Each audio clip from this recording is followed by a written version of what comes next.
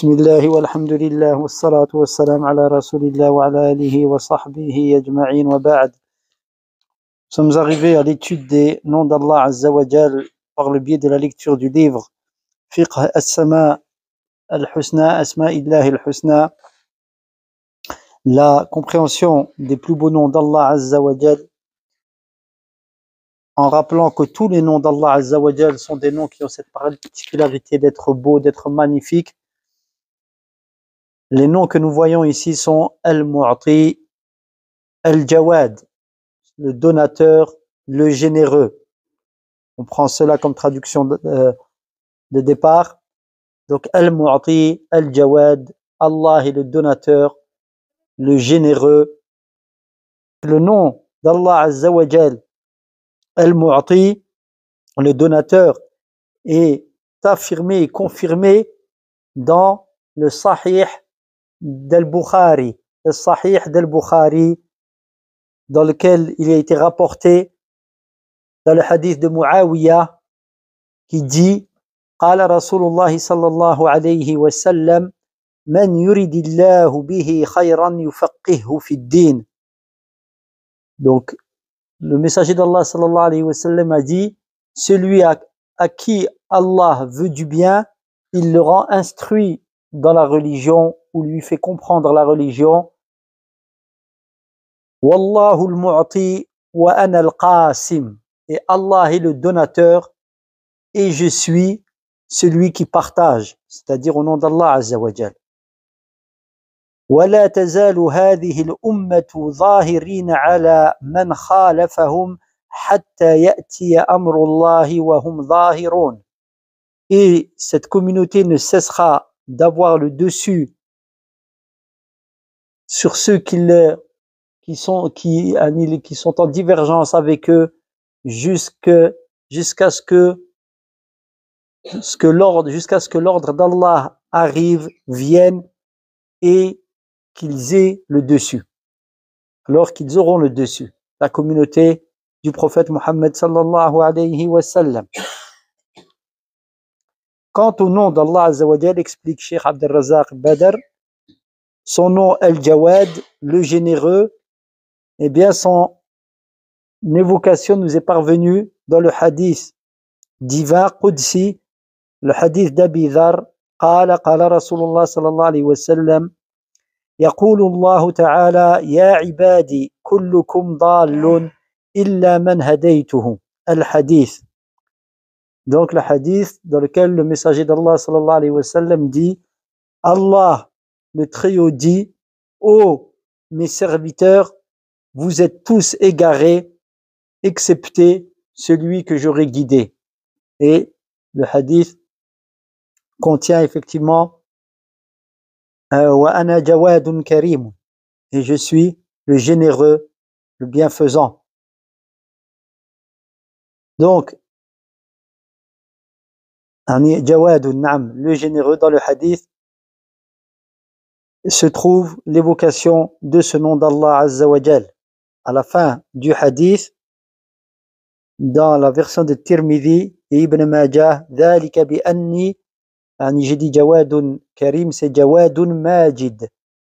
Jawadun Majid, af'alu ma urid, ata'i kalam wa adhabi kalam, innama amri li shay'in idha aradtuhu an aqula lahu kun fayakun. Donc à la fin du hadith, dans la version de Tirmidhi et Ibn Majah, et ceci car je suis le généreux, le sublime, ou généreux, sublime, je fais ce que je veux, ma donation est un ordre, mon châtiment, ou alors ma donation était une parole, mon châtiment est une parole, c'est-à-dire suis la parole que je donne, et mon ordre pour une chose lorsque je la veux consiste à lui dire sois et elle est. Et également dans le hadith de Anas ibn Malik, qu'Allah soit satisfait de lui, il dit قال رسول الله صلى الله عليه وسلم إن الله عز وجل جواد كريم يستحيي من العبد المسلم أن يمد يديه إليه ثم يقبضهما من قبل أن يجعل فيهما ما سأله. رواه أبو القاسم ابن بشران في الأمالي.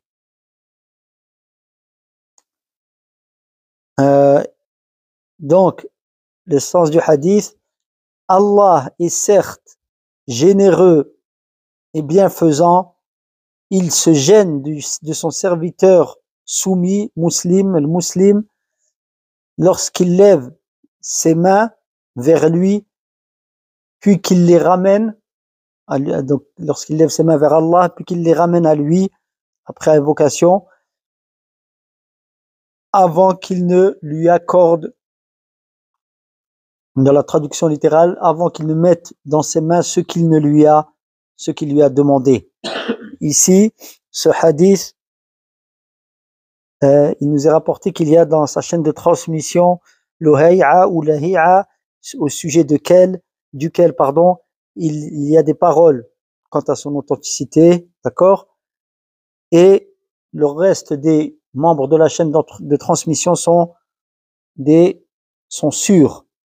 Et dans le hadith de Talha ibn Ubaydillah ibn Kariz ou Kurayz mursalan, c'est-à-dire que le compagnon n'est pas évoqué, il est mursal, le hadith. Donc c'est un tabi'i qui rapporte du prophète sallallahu alayhi wa sallam, qui dit le prophète a dit sallallahu alayhi wa sallam, donc il n'évoque pas le compagnon, donc ça fait partie des hadiths qui sont classés comme faibles. Il dit, le messager d'Allah sallallahu alayhi wa sallam a dit, Inna Allah jawadun yuhibbul jud. Allah est généreux, il aime la générosité, wa yuhibbu ma'ali al-akhlaq, et il aime les bons comportements, le bon comportement, wa yakrahu safsafaha, et il répugne le mauvais ou les vils comportements. Ça a été rapporté par Abu Ubaid dans Fada'il al-Qur'an et le Bayhaqi dans Shu'ab al-Iman, des branches de la foi, et dans d'autres sources. On nous apprend ici que dans la chaîne de transmission, il y a une personne qui s'appelle Hajjaj ibn Artah et qui est un dissimulateur. Donc, le hadith, ici, il fait partie des hadiths de rentrer dans la catégorie des hadiths qui sont faibles, mais peut-être est-il renforcé par d'autres hadiths. C'est pour ça que Cheikh l'a ramené ici, Wallahu ta'ala a'lam. Ensuite, le Cheikh explique les noms eux-mêmes, al-Mu'ti wa al-Jawad. Donc, il commence par le nom al-Mu'ti. Donc, il explique ici qu'al-Mu'ti, donc le donateur, c'est le sens, c'est qu'il est unique dans la donation, dans le don. En toute vérité, la réalité du don, la réalité de la donation est propre à Allah. Il n'y a personne qui peut empêcher ce qu'il donne, tout comme personne ne peut donner ce qu'il empêche. Son don, sa donation, qu'il soit exalté, consiste en une parole, et son empêchement, son interdiction de faire arriver une chose consiste en une parole. Et comme on l'a vu, son ordre lorsqu'il veut une chose consiste à lui dire kun fayakun, soit et elle est. Donc, et tous les serviteurs d'Allah, c'est-à-dire tous les êtres vivants, ne reçoivent de bienfait si ce n'est le bienfait provenant d'Allah, et son don et sa donation qu'il soit exalté. Sa donation, son don englobe tous les serviteurs dans leur entièreté, les croyants parmi eux et les mécréants, les pieux parmi eux et les pervers, ceci dans ce bas monde. Quant à l'au-delà, eh bien la donation d'Allah, le bienfait, la donation d'Allah, elle sera particularisée aux croyants parmi ses serviteurs, car Allah dit كُلًّا نُمِدُّ هَؤُلَاءِ وَهَؤُلَاءِ مِنْ عَطَاءِ رَبِّكَ وَمَا كَانَ عَطَاءُ رَبِّكَ مَحْظُورًا انظُرْ كَيْفَ فَضَّلْنَا بَعْضَهُمْ عَلَى بَعْضٍ وَلَلْآخِرَةُ أَكْبَرُ دَرَجَاتٍ وَأَكْبَرُ تَفْضِيلًا. Dans le sens du verset ou des versets, à chacun nous accordons de notre don, de notre donation, que ce soit cela ou cela, c'est-à-dire les mécréants, les croyants et les incroyants. Et la donation, le don de ton Seigneur n'est pas n'est pas sujet à quelques blocages, que ce soit empêchement. Dans le verset suivant, Allah dit: regarde comme nous avons particularisé ou préféré certains à d'autres, c'est-à-dire dans la donation, et l'au-delà est certes le plus haut en degré et meilleur en mérite. Comprenons ici, Allahu Alam, que ici dans ce bas monde, on va voir des donations qui sont faites à des gens qui ne les méritent pas. D'accord? C'est la volonté d'Allah pour éprouver les serviteurs. Des gens qui ne les, c'est-à-dire qui ne remercient pas Allah Azza wa Jal, qui mécroient Allah, et pourtant en matériel ils vont être plus, on va dire, avantagés que des gens qui croient à Allah, qui se soumettent à Allah, qui craignent Allah Azza wa Jal. Et certes, c'est l'au-delà qui est plus haut en degré et en mérite. Comme l'a expliqué Cheikh, c'est eux qui recevront, les croyants qui recevront exclusivement les biens d'Allah et les bienfaits d'Allah dans l'au-delà. وقال تعالى: قل من حرم زينة الله التي أخرج لعباده والطيبات من الرزق قل هي للذين آمنوا في الحياة الدنيا خالصة يوم القيامة كذلك نفصل الآيات لقوم يعلمون. Et dans un autre verset, Allah Azza wa Jal, donc le premier verset c'était les versets 20 et 21 de Surat al-Isra, le voyage nocturne, Surat 17, et là c'est le verset qu'on vient de lire, c'est la Surat Al-A'raf, Surat 7, verset 32, dit: qui a déclaré illicite les parures et les mets succulents dont Allah a gratifié ses serviteurs? Répond: ils sont destinés en cette vie aux croyants et ils seront leur apanage dans la vie future. C'est-à-dire qu'ils seront particularisés par ces bienfaits dans la vie future. C'est ainsi que nous exposons clairement nos signes à des gens qui comprennent. Quant au nom d'Allah glorieux, Al-Jawad, donc qu'on a traduit par le généreux, c'est-à-dire celui qui donne beaucoup. On avait vu que le Mu'ti, c'est celui qui a la particularité, qui donne, qui a l'exclusivité de la donation. Et Al-Jawad, c'est celui qui fait preuve de donation, mais en grande quantité, parce qu'il est justement, il est généreux. Donc, et sa générosité englobe Al-Jawad tous les êtres vivants. Ça n'est pas une générosité qui est spécifique comme un être humain pourrait l'être envers des êtres en quantité limitée, mais non, Allah Azza wa Jal, il a la générosité dans toute sa perfection et elle englobe toute la création, toutes les choses existantes. Donc, il a rempli la création de son bienfait et de sa générosité. Donc, il n'y a pas une créature qui ne soit privée des bienfaits d'Allah Azza wa Jal, qu'il soit glorifié.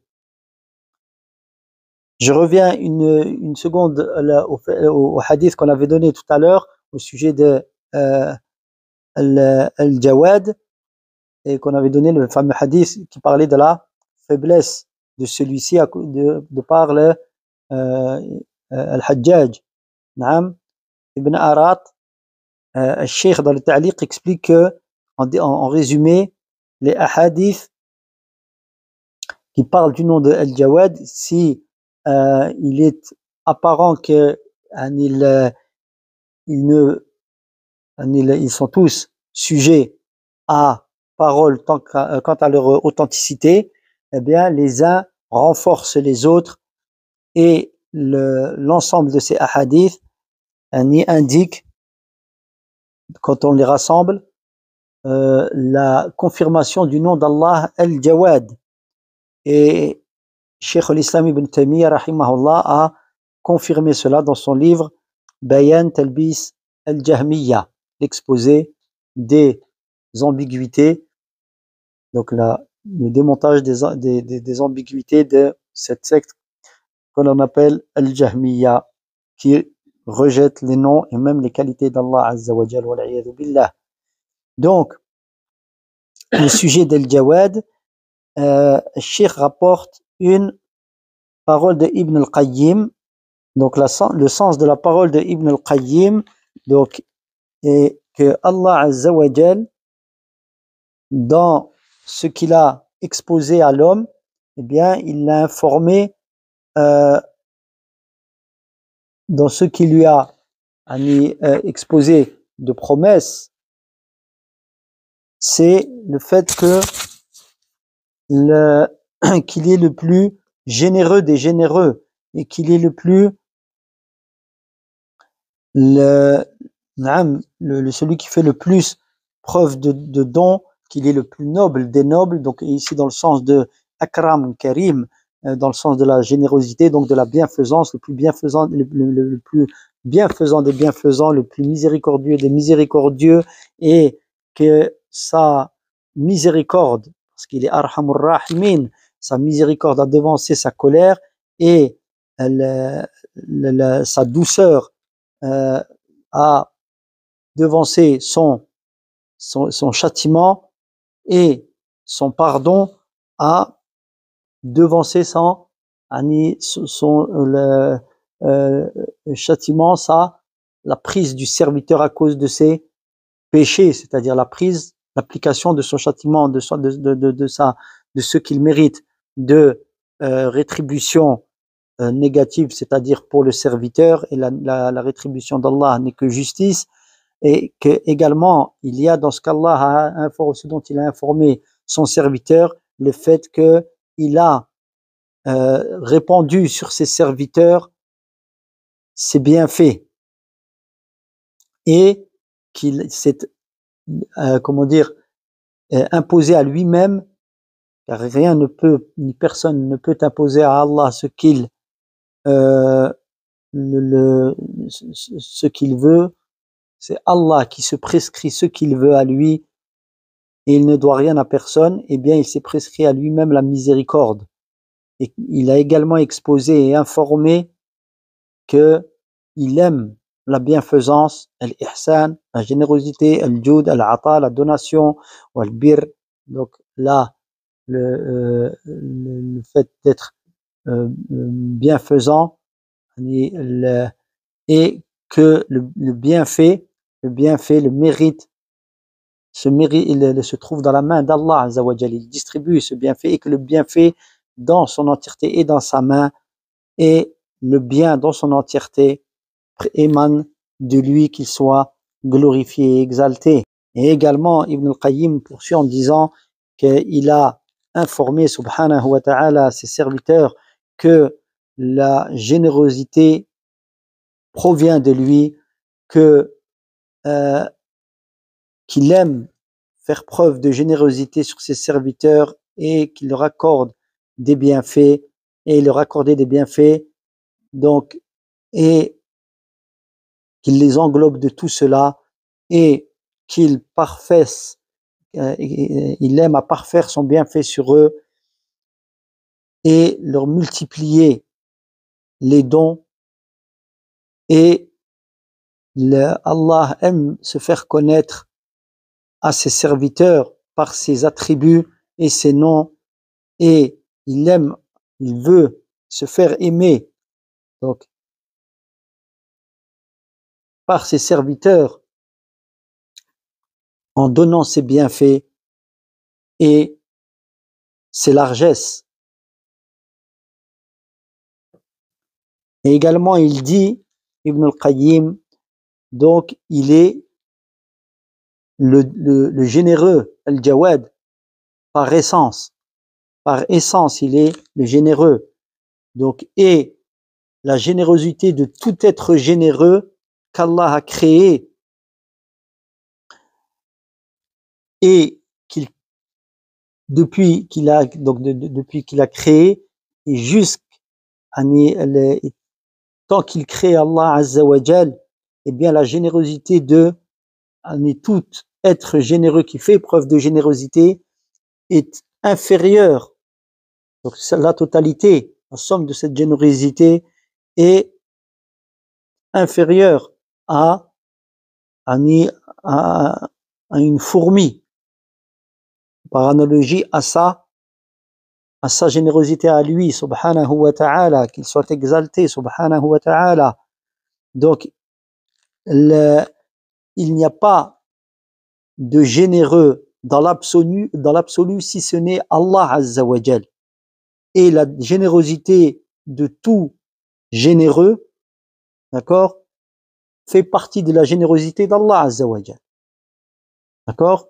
Cela émane de la générosité d'Allah.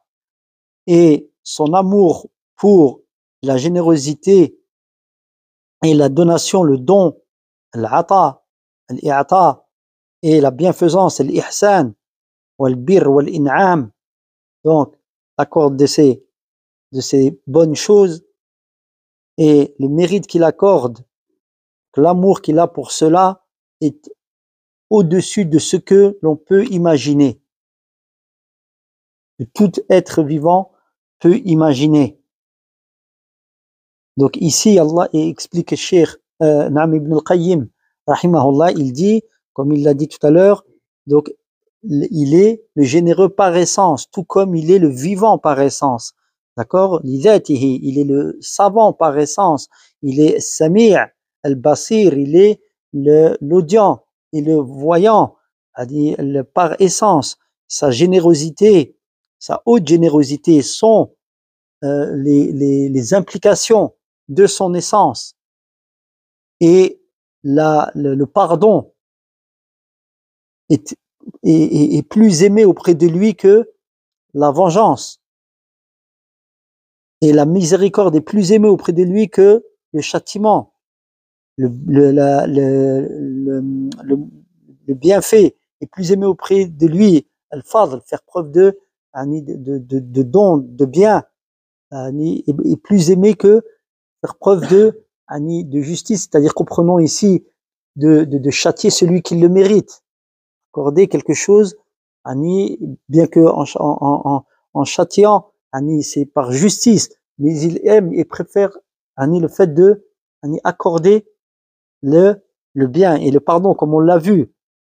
Et la donation est meilleure pour lui et plus aimée auprès d'Allah Azza wa Jal que empêcher. Mais tout ce qu'il fait, Allah Azza wa Jal, c'est-à-dire le contraire de l'ata, donc le fait de donner est meilleur auprès d'Allah Azza wa Jal, est plus aimé auprès d'Allah Azza wa Jal que le fait de ne pas donner, c'est-à-dire d'empêcher. Al-man'. Mais Allah Azza wa Jal fait ce qu'il fait ce qu'il aime moins, il le fait parce qu'il y a des hikam, la sagesse. On ramène tout cela à la sagesse d'Allah Azza wa Jal. Il châtie par une sagesse. Il empêche de faire parvenir quelque chose à celui qui le veut par une sagesse. Car tous les actes d'Allah Azza wa Jal répondent à la sagesse d'Allah Azza wa Jal. Ça n'est pas comme le croient les groupes égarés par pure volonté qu'il le fait. Non, il y a une sagesse dans ce qu'Allah Azza wa Jal fait. Donc ici, cela est tiré de Madarij as-Salikin, le sentier des itinérants de Ibn al-Qayyim al-Jawziyah. Et ensuite, Cheikh Abd al-Razzaq al-Badr rapporte une autre parole de Ibn al-Qayyim et il dit également, donc Ibn al-Qayyim, et Allah exalté, il aime de la part de ses serviteurs qu'ils espèrent en lui, qu'ils lui demandent de son bienfait, car il est le souverain, al-Malik, le roi, le souverain, en toute vérité, le généreux. Il est le plus généreux de celui à qui l'on demande. donc des êtres sollicités. Et il est le plus grand donateur. Donc, et dans le hadith, il a été rapporté, celui qui ne demande pas à Allah, alors il entre en colère contre lui, rapporté par Ahmed, et Sheikh al-Albani l'a rapporté dans As-Silsilatu As-Sahiha. Et Tirmidhi aussi l'a rapporté, et le Bukhari dans le Adab al-Mufrad. Cette parole d'Ibn al-Qayyim que l'on vient de lire est dans Madarij as-Salikin également.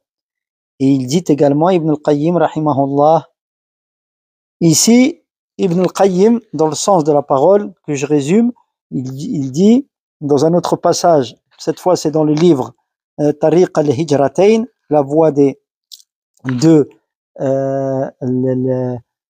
les émigrations, il dit, et s'il ne faisait partie de là, ou n'était de l'amour d'Allah Azza wa Jal, ou la voie qu'Allah prend pour se faire aimer de ses serviteurs, la seule, donc, et de son bienfait vers eux, à leur égard, le seul fait qu'Allah ait créé pour eux ce qu'il y a dans les cieux et la terre, et donc dans ce bas monde et dans l'au-delà, soit ici, il faut comprendre ici, en arabe, il n'a pas mis Ibn al-Qayyim, la kafahum, cela suffirait. D'accord? Cela suffirait à prouver cette manière de se faire aimer d'Allah, qu'Allah utilise pour se faire aimer de ses serviteurs, bien qu'il se passe de tout. Ensuite, il dit Ibn al-Qayyim, thumma ahallahum wa karramahum. Ensuite, il les a honorés et élevés. Naam. Voilà, est-ce qu'on pourrait comprendre ici en plus, ou alors est-ce que cela, ce qui continue à évoquer, parce qu'il va évoquer beaucoup de choses, Ibn al-Qayyim, ou alors est-ce que tout cela, ça rentre dans, tout cela suffit à montrer qu'Allah se fait aimer de ses serviteurs, veut se faire aimer de ses serviteurs, soit on dit que tout ce qui va être évoqué, cela suffit à montrer qu'Allah et à prouver qu'Allah veut se faire aimer de ses serviteurs et Allah se passe de toutes choses, ou alors on prend la première phrase qui a été donnée ici, le seul fait qu'Allah, donc le seul fait qu'Allah Azza wa Jal ait créé les cieux et la terre pour ses serviteurs et le bas monde et l'au-delà pour eux, cela suffit à prouver l'amour qu'Allah aime à se faire aimer par ses serviteurs par ce biais, mais en plus, donc cela suffit à le prouver, mais en plus Allah Azza wa Jal a donné tout ce qui va être évoqué par la suite de la parole de Ibn al-Qayyim. Donc moi pour ma part je choisis que tout ce qu'évoque Ibn al-Qayyim dans ce passage, cela suffit à prouver l'amour d'Allah pour ses serviteurs. Donc on va continuer ce passage de Ibn al-Qayyim, Inch'Allah. Il a dit, ensuite il dit, Ibn al-Qayyim, donc si je reprends la parole depuis le début, et si n'était de la volonté d'amour d'Allah Azza wa Jal de ses serviteurs, et Allah, je le répète, il se passe de toutes choses, et de son amour pour eux, on peut le prendre dans les deux sens, Wallahu a'lam, et de son bienfait pour eux, et sa bienfaisance à leur égard, le seul fait qu'il a créé pour eux ce qu'il y a dans les cieux et la terre, et ce qu'il y a dans le bas monde et dans le delà, donc on comprend ici, cela suffirait.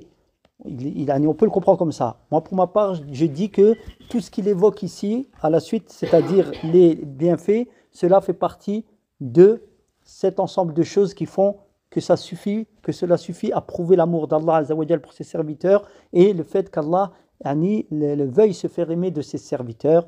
Je répète, Allah ghaniyun an kulli shay. Il se passe de toutes choses et rien ne peut se passer de lui. Donc il dit ensuite Allah Azza wa Jal, il les a honorés, il a envoyé vers eux des messagers, il a descendu sur eux ses livres, il a légiféré pour lui ses lois, et il leur a autorisé de lui parler, d'être en aparté avec lui à quelques moments que ce soit, comprenons par l'invocation. Et il leur a prescrit pour eux toutes les bonnes choses qu'ils accomplissent, que chaque chose qu'ils accompliraient de bon serait multipliée, décuplée multipliée par 10 jusqu'à 700 fois. Et jusqu'à un nombre de fois le plus grand encore. Et il leur a prescrit, il a prescrit ou légiféré pour ses serviteurs que les mauvaises actions qu'ils accompliraient ne seraient comptées qu'une fois. Et s'ils se repentaient, eh bien le repentir effacerait ces fautes qu'ils accomplissent et qu'il les remplacerait par des bonnes actions. Et quand bien même leur péché atteindrait les hauteurs du ciel et que le serviteur se demande pardon à Allah Azza wa Jal, eh bien Allah leur pardonnera. Et que s'ils rencontrent ces serviteurs, leur Seigneur, avec l'ensemble de la terre remplie de fautes et de péchés, ensuite qu'ils le rencontrent avec l'unicité, le tawhid et sa compréhension, sans lui accorder d'associés, alors qu'il les rencontrerait Allah en retour avec l'équivalent en pardon. Et Allah, il a légiféré à ses serviteurs le repentir qui détruit les péchés, qui anéantit les péchés, et il leur a permis de les accomplir, d'accomplir ce repentir, d'accomplir. C'est Allah qui a décrété et qui a prédestiné qu'ils accompliraient ces péchés, et ensuite Allah Azza wa Jal leur a prédestiné qu'ils se repentent. Et il accepte ce repentir, et il leur a légiféré à ses serviteurs le pèlerinage, le hajj, qui également anéantit ce qu'il y a avant lui de péché. Et il leur a permis d'accomplir ce hajj, et il leur a lui-même, c'est lui qui leur a prescrit le hajj, permis d'accomplir le hajj, effacer les péchés qu'ils ont commis pas avant d'accomplir le hajj, et également ce qu'il a légiféré pour ses serviteurs d'obéissance et de moyens d'action de rapprochement d'Allah. Et c'est lui qui leur a ordonné de les accomplir et qui les a créés pour ces actes d'obéissance, et qui leur a donné la possibilité de les faire, et qu'il leur a fait, en conséquence, qu'il leur a accordé la rétribution conséquente à ces actes. Et fait partie de cela également, donc plutôt d'Allah vient la cause et de lui vient la récompense. Tout émane d'Allah Azza wa Jal, et d'Allah émane la permission, et c'est de lui qu'émane la donation au départ et à l'arrivée. Et ils sont les serviteurs d'Allah Azza wa Jal, les récipients, on va dire, du bienfait d'Allah Azza wa Jal. Les serviteurs reçoivent ce bienfait d'Allah dans son entièreté au départ et à l'arrivée, et il a accordé à son serviteur le bien, c'est-à-dire les biens même matériels, et il a dit rapproche-toi de moi par celui-ci, ce don que je t'ai donné, je l'accepterai de ta part. Donc le serviteur et les biens du serviteur, et ils sont à Allah Azza wa Jal, la récompense vient d'Allah Azza wa Jal, il est celui qui donne au départ et à l'arrivée. Je vous prends une seconde, je finis juste là, il reste 2 lignes. Donc comment dit Ibn al-Qayyim rahimahullah, ne pas aimer celui qui est tel que ce qui vient d'être décrit, Allah, comment ne pas être gêné et être pudique pour le serviteur, ne pas faire preuve de pudeur et de gêne, et qu'il se permette d'utiliser ces choses que son Seigneur lui a accordées, l'amour de son Seigneur, et l'accorder et le vouer à autre que lui. Donc, qui est plus à même d'être loué, complimenté, de faire son éloge que lui? Et qui donc est plus à même d'être généreux qu'Allah Azza wa Jal est bienfaisant. Exalté soit donc Allah et à lui la louange. Il n'y a pas de divinité digne d'être adorée en dehors de lui. Il est le puissant et le sage. Donc on va s'arrêter ici et on reprendra Inch'Allah la prochaine fois. Wallahu a'lam wa sallallahu ala nabiyyina Muhammad wa ala alihi wa sahbihi ajma'in.